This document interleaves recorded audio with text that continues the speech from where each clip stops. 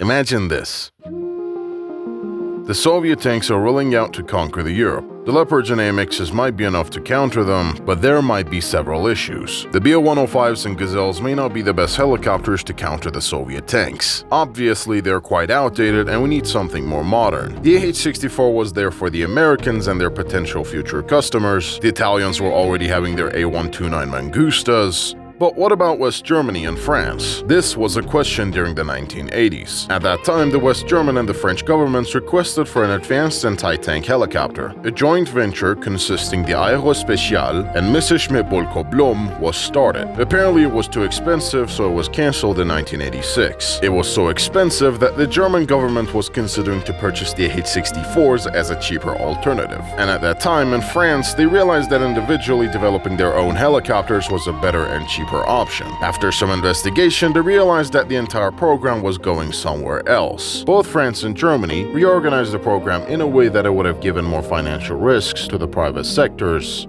just in case. Later on, Thomson CSF also joined in for designing the electronics such as visual systems and sensors. Despite its financial and development issues, everything was going fine until the Soviet Union collapsed. With the Soviet Union being no longer a threat and a decrease of the defense budget, there was a speculation that Germany may stop the project. But Germany also wanted the Eurocopter to do more than just an anti-tank platform. The specifications for the German platform were modified to include the armed battlefield reconnaissance, close air support of ground troops, and escorting other helicopters. Eventually, the Misc Mods and Aerospecial merged to form the Eurocopter group. At the same time, France and Germany struck an agreement to develop these supporting elements such as missiles for these helicopters. And apparently at that time, Turkey also wanted to acquire some helicopters from abroad. You had the Kamov Ardalan project in collaboration with Israel, you had the Mangustas, the Apaches, and they did have some interest in the Eurocopter program. The offer was given to Turkey for 149 helicopters. However, conflicting attitudes between Eurocopter, France, and Germany in regards to military exports led to Turkey withdrawing its interests. In March 2002, the first production Tiger was rolled out, and the rest is history.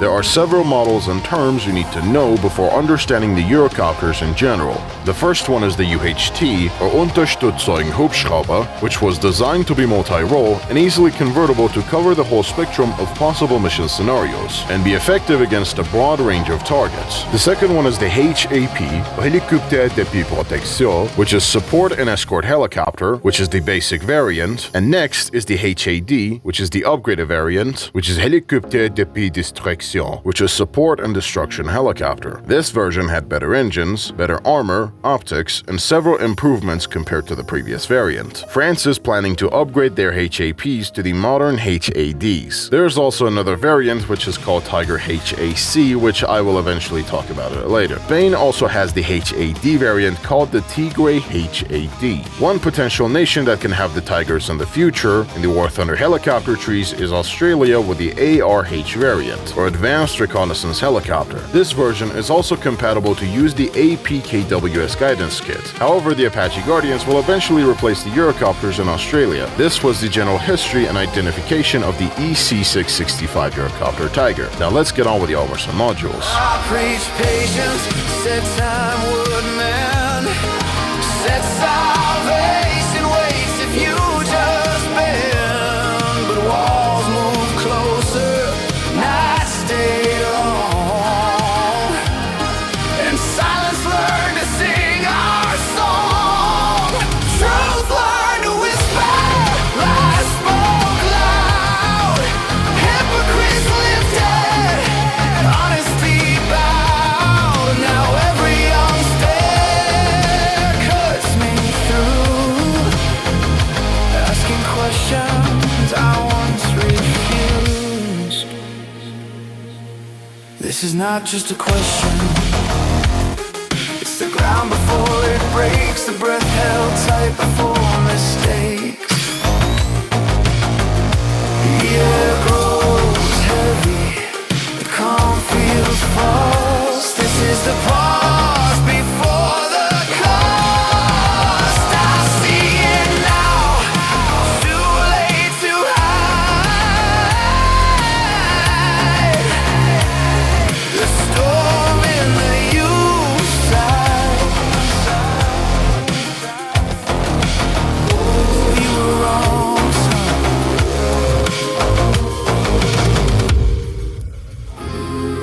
Welcome to the Armor and Modular Protection Analysis, where we basically analyze the armors and modules inside of a vehicle. Today's helicopter is the EC665 family of helicopters in War Thunder. Now, the first thing we need to take a look at is the crew. Usually when you find information about helicopters in different nations, you would find major differences in between the capabilities of many models. This helicopter, on the other hand, has features that are pretty much universal across all of the Eurocopters. This helicopter has a pilot and a gunner in a tandem cockpit placement. The crew has CCIP on all of its rockets and cannons, if you have any, with EEGS for the gun, with 3.7 to 92.1 times zoom on the top cabin mounted, and 9.2 to 131.5 times zoom on the mast mounted optics, with TV, FLIR and night vision system, IRSD auto tracker, ALR400 radar warning receiver, AN/AAR60 missile approach warning system, Atlas-2Q laser warning system, and 48 countermeasures. This helicopter has two General Electric GSC-23 GYPFS side-by-side icebox-looking fuel tanks with these fuel presets. The fuel presets on all these aircrafts are pretty much the same, and the issue is that these two fuel tanks are directly at the center of the helicopter. Thankfully, they are self-sealing fuel tanks and are separate, unlike the Chinese equivalent of the Z-19E. In that helicopter, you only have one fuel tank that is not self-sealing, meaning that if you shot there, you're pretty much dead. Depending on the model, you have two types of engines. You have the two MTU Turbo-Mikkel Rolls-Royce MTR 390-2C installed on the UHT, HAC and the HAP, generating 1285 horsepower, and on the HAD and the HAD Block 2 and the Spanish Tigre, you have the MTR 90-E variant, generating 1467 horsepower. To be fair, I didn't notice too many differences between these two engines. Both feel really nice to handle once you upgrade them, have decent response time, and don't feel that bad once you try to push it to the limit. As much as I tried, I couldn't over-rev the engines using extreme maneuvers, but judging by the warning that I got at 116% RP, I would suggest you to not try and fry your engines. One other thing that I almost forgot was that in the extreme maneuvers, the C variant of the engines may experience more RPM reduction than the E variant, so be careful about that one as well. At the end, you have the oil cooling system, transmission, traction of the control surfaces, a HIRSS that just simply not represented properly in the game, and finally, prop shafts. Now let's have a look at the armaments.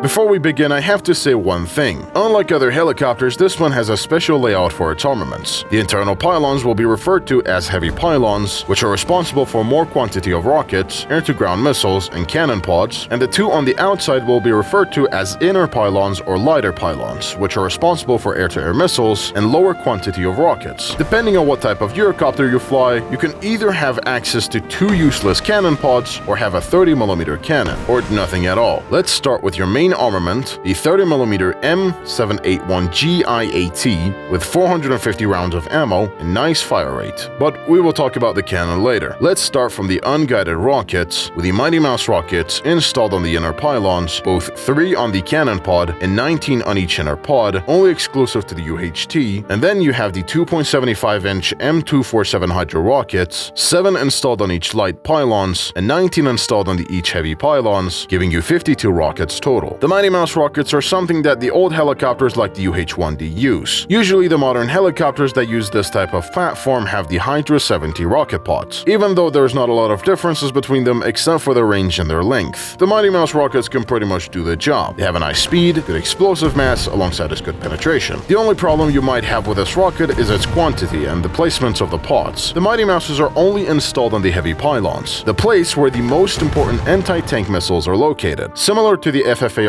on the UHT, the Hydras on the Tigre are also on the heavier pylons as well, but this time you have 7 pods on the lighter pylons as well. The bigger pods are pretty much useful until you get the guided munitions. As for the cannon pods, we will get to them later. Up next is the SNEP Type 23 rockets, 22 installed on the inner pylons and 12 installed on the lighter pylons, available on all Eurocopters. Even though the UHT could carry them, Gaijin still refuses to add anything to this thing. These rockets are tiny, have a very low explosive mass compared to your average rocket, but at least to my experience, they do spall quite well and have a nice post-penetration for what they are. Honestly, I'm really happy that the French helicopters got these rockets because they do actually feel really nice to play with, although you have to be accurate and hit your target first. Unlike the ES-8 rockets on the Soviets, where if you hit them somewhere and there's a slight chance to overpressure them, these things must hit their target accurately to do their lethal damage. To be fair, I really like these rockets, and I hope German UHT gets them soon. It's been 2 years since I wrote this script, and nothing has been added to the German UHT. Up next is the APKWS-2, both the M151 and the M282 variants, installed on the heavy pylons on the German UHT, 7 on each pod, giving you 14 total. The APKWS-2 or the AGR-20 series is a type of Hydro 70 rockets that has a guidance kit on it. The Hydro rockets generally have their own different warheads as well, like M259 White Phosphorus Smoke Warhead, the M229 High Explosive Dual Purpose Warhead, Anti-Personnel, Flare, and IR Flare Warhead, or even Proximity Airburst. Different warheads have different weights and ranges. They work as simple as I explain it. Use the CCIP to loft them, then fire and laze them to the target. For normal targeting, it's amazing. For something like top tier, it's extremely hard to use due to the SPAAs being unforgiving. The APKWS-2s are useful until you get the Hot 3 missiles, which are installed on the 2 inner pylons in 2 and 4 configurations, used on the German UHT and France HAP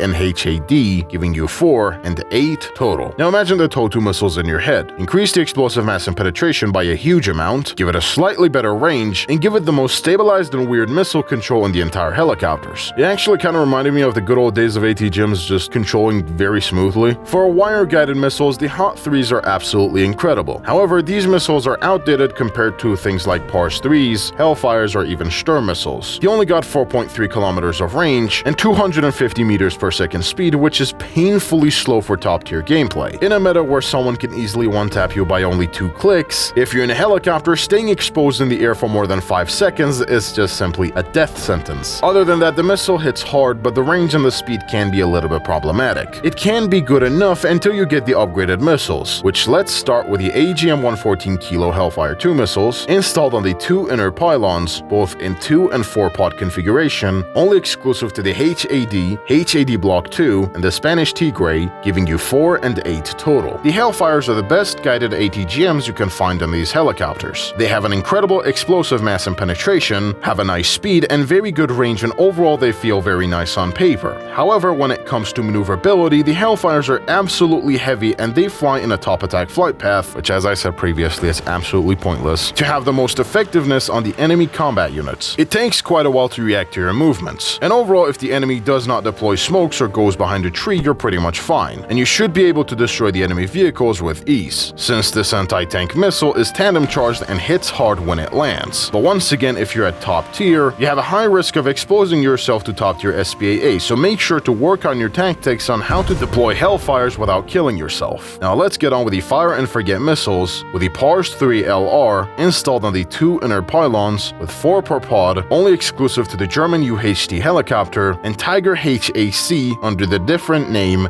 Trigat or Trigat.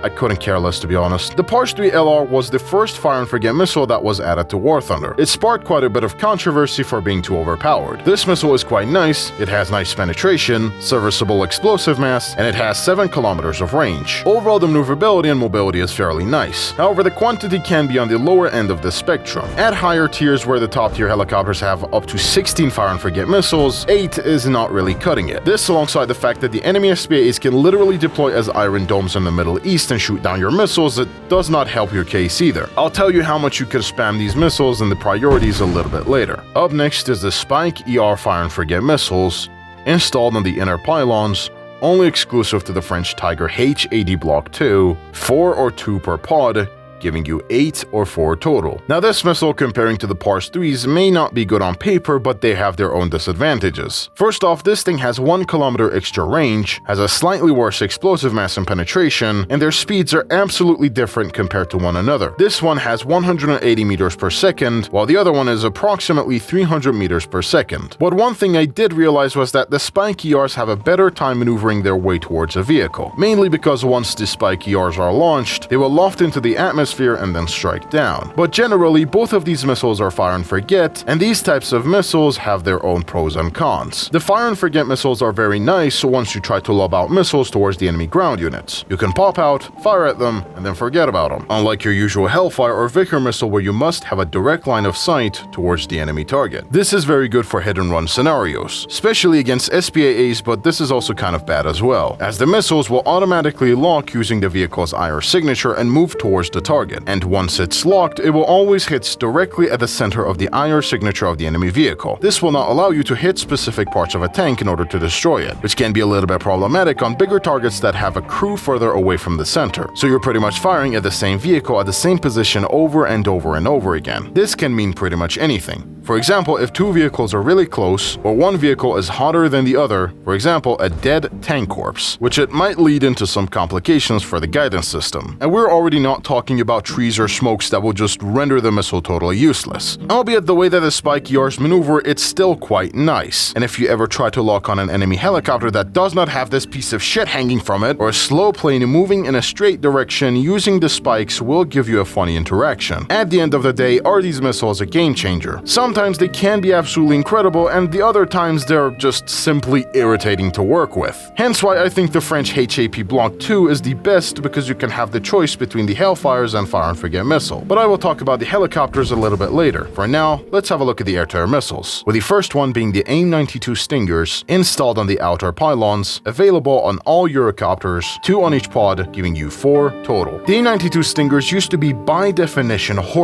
but after some wrestling with the community and handshafting the EGLA's secret documents, Gaijin decided to buff these Stingers by 3 Gs. These guys have an unusual manpad IR CCM. They have a very nice range and standard explosive mass, and the only problem I found with the Stingers is that despite all of the community banging their head on the table, Gaijin still refuses to give this missile its well-deserved proxy fuse. And still to this day, on the most modernized helicopters in this game, the missile knows where it is, but it does not know when to explode.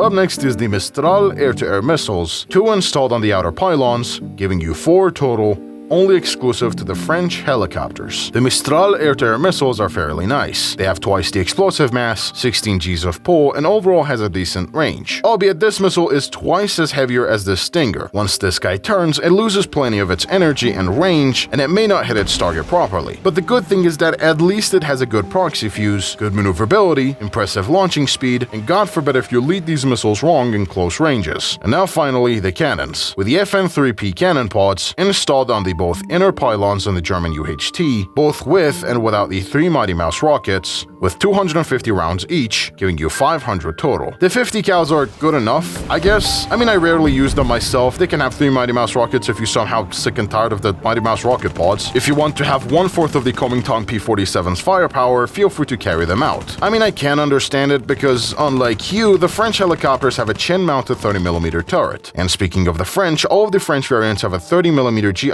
Didn't I just said it already in the... Anyway, this one is incredibly useful. You have the EEGS, and since you have stealth belts by default, it can definitely be something against the incoming enemy aircraft. As for destroying ground units, I mean, you can, but the penetration is not really close to something like the 2A42 on the K50 or the A64. This was all of the armaments on these helicopters. Now let's get on with the mobility.